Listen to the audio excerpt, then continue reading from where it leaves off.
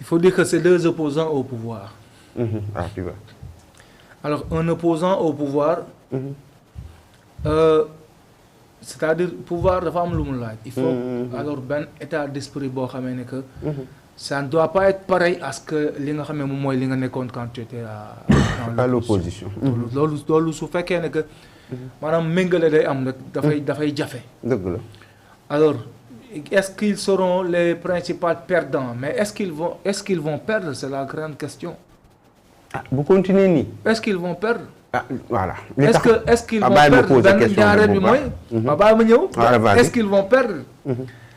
Alors, quand je pose cette question, c'est pour dire que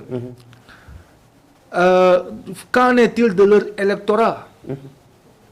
Est-ce que les presque 2 millions et quelques, presque ou bien 2 millions 500 personnes qui ont voté donc la coalition Diomaye, nous accéder au pouvoir, est-ce qu'ils continueront, est-ce qu'ils vont continuer alors cet électorat? Est-ce que buñ koy ñak dinañ ñakando lepp wala dinañ ñak moitié bi wala c'est ça qu'il faut se poser comme question présentement à mon niveau. Lolu fofu la taxawé, c'est-à-dire s'ils travaillent jusqu'à ce que nous puissions maintenir donc un peu le cap bi ñu amone Pastef ak sa représentativité, Pastef ak sa constance. Non, intervalle 2 ans, 3 ans, il est mënuñu chuter à ce point parce que ce serait extraordinaire. C'est-à-dire xel moo dul woon nangu loolu. Et en Afrique, il est rare de voir alors un parti qui accède au pouvoir benn mandat nga def ko ñàkk. Loolu moom il est très rare su dee mës na am en Afrique. Waaw France peut-être Hollande def na ko benn mandat la am. Après bàyyi fa mbir yi dem yoon.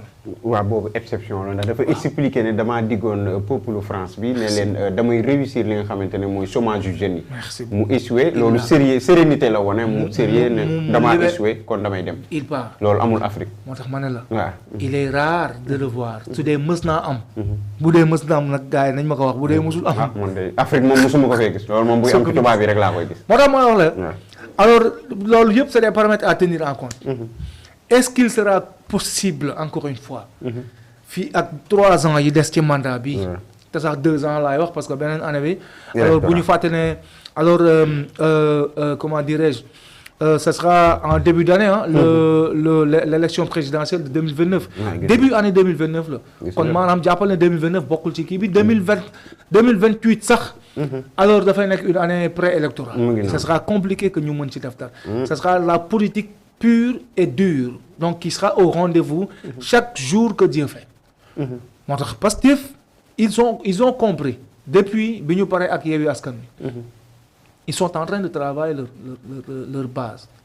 Ils font un travail bon xamé que voilà ben moment japp nga nek c'est un travail bon xamé bu suñ ko continuer ni entre intervalle 2027 ñu dem élection 2029 ñu dem élection mais ils resteront constants.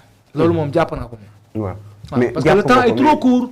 pour que ñu mën a perte liñ fi jot liggéey yëpp man loolu laa sama gis-gis. waaw mais foog ñu taxaw si sa gis-gis boobu. est-ce que sànq sa début propos wax nga ko nga ne dëkk bi instant bi buñ continuer nii boobu man foofu laa lay yóbbu est-ce que yëfi bu continuer nii ñu topp politique bi kii bu wootee gauche kële wootee droite waxuñu même langage kii bu awee nii kii aw ne juboo nañ wuñ enjeu boobu. demee ba sonal Sénégal qui sera le grand perdant dans cette histoire. voilà est-ce que dama ne est-ce que ñoom ñaar ñëpp bu boobaa en 2029 non seulement duñ fi teg dara duñ fi liggéey dara duñu dem ci besoin sénégalais est-ce que loolu du leen xañ électorat ndax gis nañ kii représentatif bu jeunesse bi gis nañ ku ay ngand génn ku mel ni Adjuma Sow ku mel ni ku ci nekk ñu ngi génn di wax ne nañu maytu lii ñu dal ndax lii signal fort la jëmale ci élection locale bi di ñëw comme ñu ngi wane ne il fallait nga liggéey pour man dama bëgg je me bëgg ñu xool qu'on reste un peu dans cette considération partisane, c'est-à-dire le Pastef.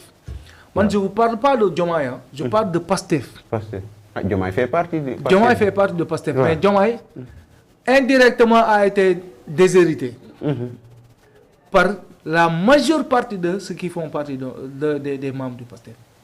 Nous sommes beaucoup, faut me tourner, Diomaye dem mo leen gënal. Ñu wax ko ñu wañ ko wax. Mom la wax sank. Waaw. Légui nak ñom tant que le président Ousmane Sonko, ou le PM Ousmane Sonko n'a pas encore accédé donc à la magistrature suprême pour nous atteindre cet objectif. résultat yii di am nii. te nag aussi foofu moom du ma fa d'accord quoi. parce que quand je vois Thiam.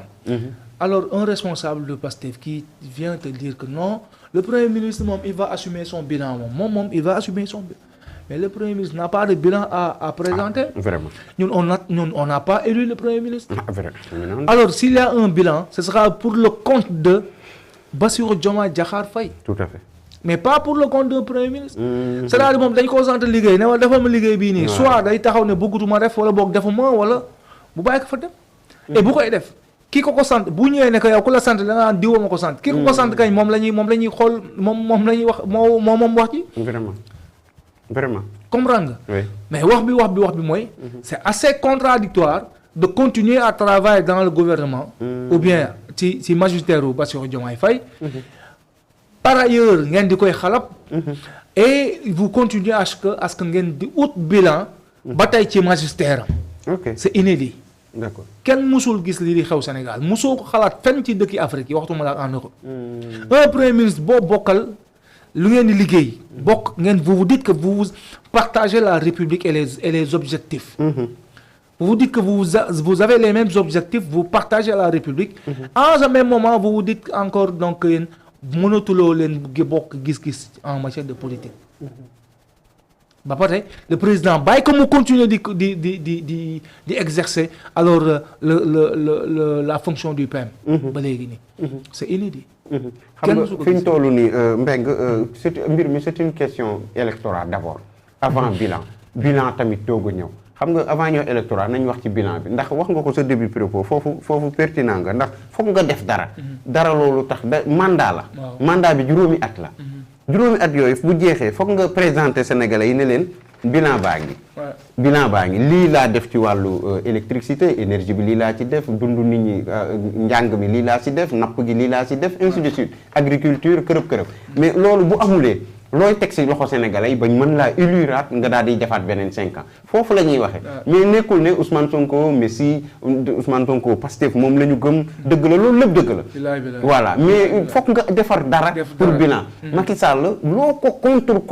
xam ne bilan bi mu teg ñu ne bon bilan immatériel bilan matériel nekk na loo xamante ne nii mën na ne tey lii maa ko fi def lii maa ko fi def. lii maa ko fi def voilà loolu kenn mënu ko dindi. Macky même ay sëtam bu ñu ñëwoon tey Sénégal di leen sunu maam moo fi def. loolu la ñuy yéene Bassirou Diomaye moom la ñu yéene Ousmane Sonko loolu lañ ne est-ce que Pastef bu continuer nii c'est une question waxuñu day continuer nii mais dañ ne riitoo mbaaloo bii ñu nekk buñ ci continuer ba 2029 est-ce que dinañ teg dara ci loxo sénégalais yi loolu mooy question bi voilà loolu rek laa laaj laajuma leneen waaw loolu rek laa laaj waaw non su boobaa moom gëwuma loolu mu nga waaw présenter un bilan bon tegal sénégalais bi loo xamee ne am na impact direct ci quotidien sénégalais bi ce sera pas du tout possible dëgg moo neex yàlla ou bien ce sera très difficile waaye parce que on va nous dire comme quoi que maanaam bon li ñu fi fekk ci wàllum dette dafa xaw a bari on va nous dire qu'on est en train de continuer à éponger des dettes on va nous dire que tey jii nii lu jëm ci wàllu énergie on a apporté ces révolutions yoo xamee ne que musul am Sénégal on va peut-être nous dire comme quoi que